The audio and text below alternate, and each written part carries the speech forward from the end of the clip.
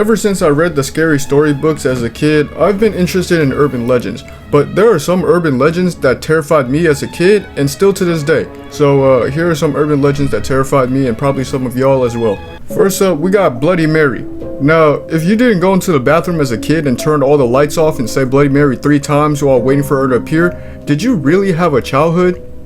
Because I didn't. Because why would I even do that in the first place? Like, why would I do something as stupid as that in the first place? Like, I still wouldn't even do it today, and I'm a grown man. The Bloody Mary game, as most of us know it today, began spreading through American folklore in the mid-20th century. Now, you stand in front of a mirror, usually in like a dimly lit room or a dark bathroom or something, and say Bloody Mary 3 times or something like that, right? Now, supposedly her ghostly face would appear in the mirror behind you or next to you, and sometimes it would be covered in blood, sometimes she would be screaming, and sometimes she would even strangle you or take your eyeballs out. During the 19th century, young women perform mirror divination rituals, I guess that's how you say it, often on Halloween, right, to catch a glimpse of their future husband's face. They walk backwards up a staircase, holding a candle and mirror, hoping to see their beloved's reflections.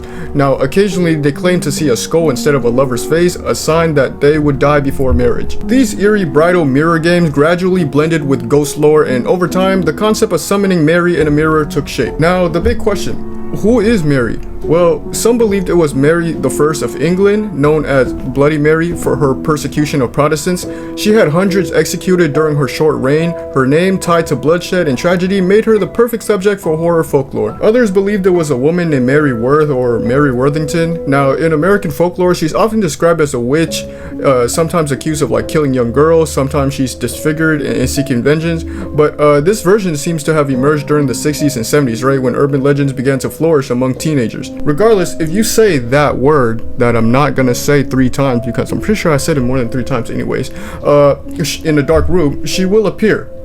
Now that I think of it, I low-key need a wife, huh? I'll be right back. 12 seconds later. Well,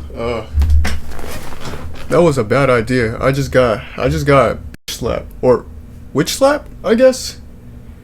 Yeah, I'm never getting a spouse, am I? Next, we got the vanishing hitchhiker, or white lady. Now, imagine you're driving home late at night, right? Rain taps the windshield. Up ahead, you see a lone figure by the roadside. A fine ass lady in white. You stop and ask her if she needs a ride, and she says yes. She gives you the address to her crib, and you're thinking that you got lucky here, right? And when you get there, it's a cemetery. You turn around to ask her if this is the correct address, but when you turn around, she's gone. She just vanished into thin air. This urban legend still low-key gives me the heebie-jeebies to this day, because the homie and I would frequently be on long drives since we'd be going hiking like the afternoon and evening a lot, right?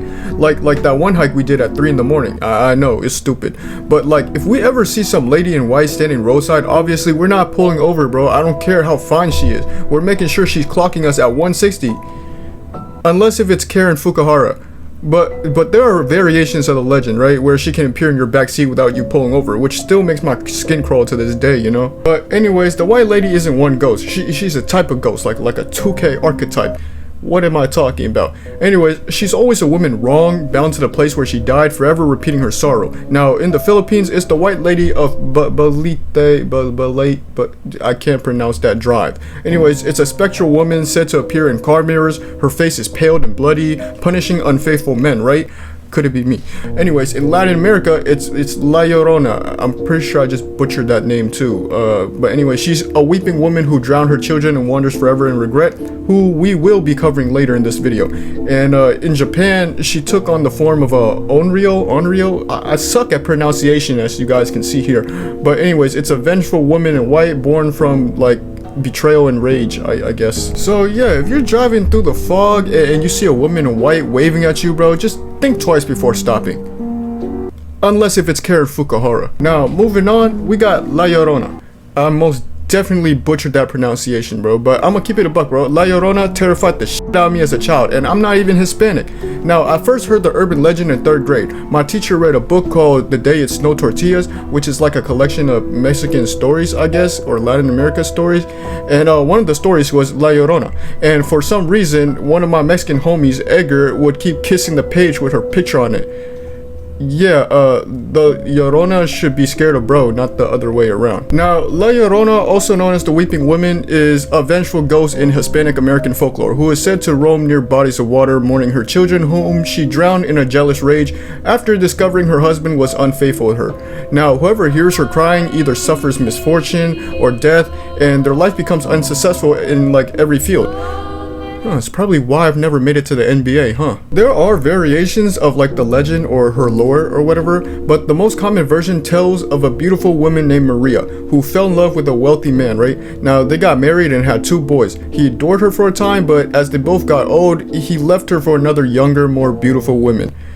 Most old heads do that, bruh, for some reason, or old men, I guess. But anyways, Maria's heartbreak twisted into rage. In a fit of despair, she drowned the only thing he loved more than her, and his other piece, I guess. She drowned their children in the river, and after realizing what she did, she drowned herself, bro. Now, after she died, she reached heaven's gates, right? And she was like rejected, bro. But anyways, she was condemned to wander the earth until she finds her lost children, who were probably already in heaven without her, so it's she got scammed, bro.